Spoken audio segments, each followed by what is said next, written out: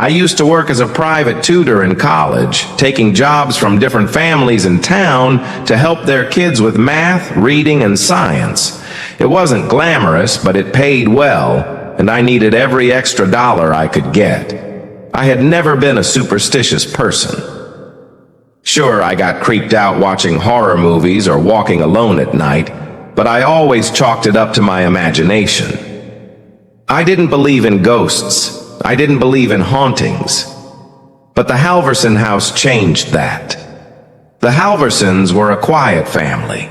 Michael and Sarah Halverson both worked long hours and were barely home, so I mostly spent time with their kids, Daniel, who was 11, and Emily, who was 7. Their house was massive, a renovated Victorian on the edge of town. From the outside, it looked straight out of a postcard. White siding, a wraparound porch, and beautiful stained glass windows. But inside, it felt wrong. Not in an obvious way, just subtle things, like how the house always seemed too quiet, even when the kids were playing, or how the air in certain rooms felt stale and unmoving. And then, of course, there was the locked door at the end of the upstairs hallway. The first time I noticed it, I casually asked, "What's in that room?" Daniel's face paled. He lowered his voice and said, "We're not supposed to talk about it." Emily, normally full of energy, clamped her hands over her ears. "If you talk about it, it gets worse," she whispered. A shiver crawled up my spine. "Worse how?" I asked, half joking. Neither of them answered. The first few nights, nothing weird happened. I'd help Daniel with his homework while Emily sat at the kitchen table coloring. We'd eat dinner and I'd put them to bed by 9. Simple. But then, one night, I heard it, scratching. At first, I thought it was their cat, but when I turned, I saw both kids staring at me. "You hear it too?" Daniel asked. I nodded. The sound was faint, coming from upstairs.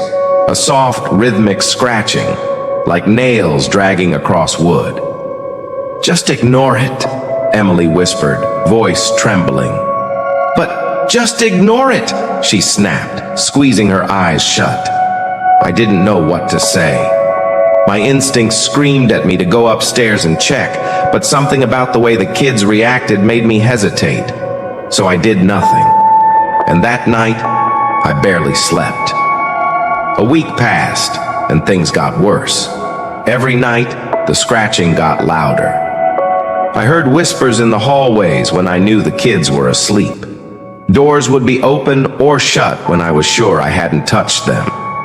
But the worst part? The locked door at the end of the hallway moved. I swear to God, one night I saw it shift. Not open, just shift slightly forward, as if something was pressing against it from the inside. The knob rattled. Then came the whisper, "Let me out." I ran downstairs and stayed awake on the couch with all the lights on until the Halversons came home.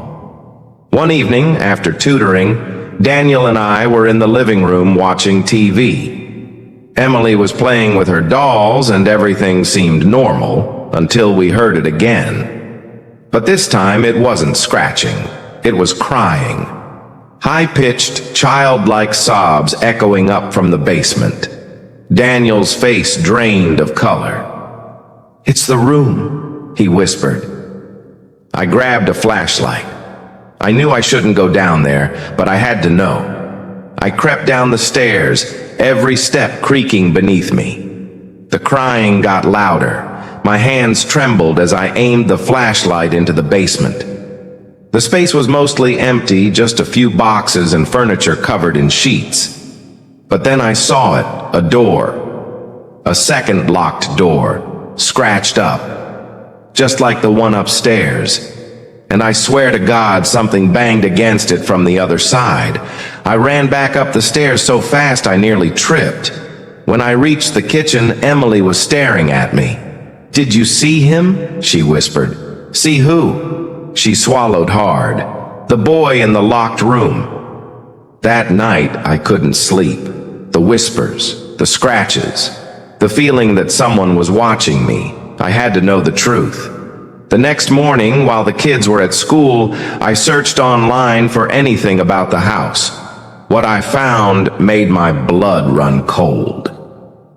In 1952, a boy went missing in that house. His name was Nathaniel Carter, and he was 10 years old. His parents claimed he vanished without a trace, but police reports suggested otherwise. There were rumors that his father had locked him in a hidden room in the house as punishment, that Nathaniel had cried and scratched at the walls for days, and that one day, the crying stopped. I had already decided I was quitting, but I needed to say goodbye to the kids. I couldn't just abandon them. That night, the Halversons were out late again, so it was just me, Daniel, and Emily. But something felt off. The house was unnaturally silent. Even the usual scratching had stopped. Then, around 10, the power cut out. The entire house was plunged into darkness. Emily started crying. Daniel clutched my arm. Then, from the upstairs hallway, we heard a door creak open. My stomach dropped. The locked door. Daniel whimpered, "He's out." I grabbed both kids and ran for the front door, but it wouldn't open. Behind us, footsteps slowly descended the stairs. I turned my head just slightly, just enough to see a small, shadowy figure standing on the staircase. Thin, bony, dark, empty sockets where his eyes should have been. "Help me," he whispered. Then, he lunged. I don't remember much after that. I must have blacked out because the next thing I knew, I was waking up in my car, parked 2 blocks away. I quit the next morning. The Halversons moved out a few months later. No explanation. No forwarding address. The house sat abandoned for years. But sometimes, when I drive past it at night, I see a small shadow in the upstairs window, watching, waiting, and if I listen closely, I can still hear it. The sound of nails dragging across wood. Months passed, but the nightmares never stopped. The scratching, the whispers, the dark figure on the staircase. I kept reliving it. I tried to convince myself it was just a trick of the mind, stress, or exhaustion. But deep down, I knew the truth. Something was still in that house. I moved on, or at least, I tried to.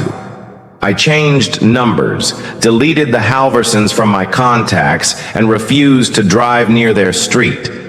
But no matter how far I distanced myself, I always felt like I was being watched. At night, I'd wake up to faint scratching sounds at my bedroom door, only to open it and find nothing. Objects in my apartment would shift places. My cat, who usually loved cuddling with me, refused to sleep in my room anymore. I told myself it was paranoia, until I got the phone call. It was from an unknown number. I almost ignored it, but something in my gut told me to answer. At first, there was silence. Then, the sound of fingernails dragging across wood. I hung up immediately, but the calls kept coming. Always late at night, always the same sound. I wasn't sleeping anymore. Finally, one night, I snapped. I needed closure. I needed proof that I wasn't losing my mind. I drove back to the Halverson house. It was past midnight when I arrived. The house was supposed to be abandoned, but as I pulled up to the curb, I saw something that made my stomach twist. The upstairs light was on. A shadow moved past the window. Every instinct told me to turn around, to leave and never look back. But some sick, morbid curiosity kept my feet moving forward. The front door was locked, of course. But the back, It was slightly open, swaying in the wind. I stepped inside. The house smelled stale, like dust and something rotten. The air was thick, heavy, like the house itself was breathing. My flashlight flickered as I moved through the empty halls. The furniture was gone, but the walls were different. They were covered in scratches, dozens, hundreds, some old, some fresh. And then I heard it. A soft, wet gasp. I turned my flashlight toward the staircase. Something was standing at the top. It was small, thin, bony, dark sockets where its eyes should have been. The same figure I had seen months ago. But now I could see it more clearly. Its mouth was open, jaw unhinged, too wide for its face, as if it had been screaming for years. Its skin, if you could call it that, was stretched too tight over sharp bones. It lifted one hand and pointed toward the locked room. The door creaked open. I should have run, but I had to see. Inside, the room was tiny, barely big enough for a child. No furniture, no windows, just scratch marks covering every inch of the walls. And then I saw it. The old, rotting remains of a tiny handprint near the baseboard. A shiver rolled down my spine. I stepped back, but something was behind me. A breath, cold against my neck. Then a whisper, "You left me." I turned, but nothing was there. The room was empty. The figure on the staircase was gone.